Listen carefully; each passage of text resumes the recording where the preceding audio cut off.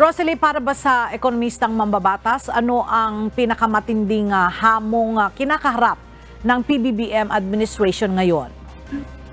Ella, para kay House Ways and Means Committee Chairperson Albay 2nd District Representative Joey Salceda, nagresulta sa kagutuman sa mundo ang living crisis na nararanasan ngayon at seryosong hamon ito na dapat tugunan ng administrasyon ni Pangulong Ferdinand Marcos Jr. ayon sa ekonomistang mambabatas.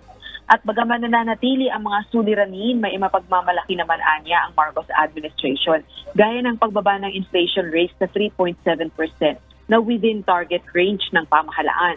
4.1% din ang unemployment rate o antas ng kawalan ng hanap buhay sa bansa.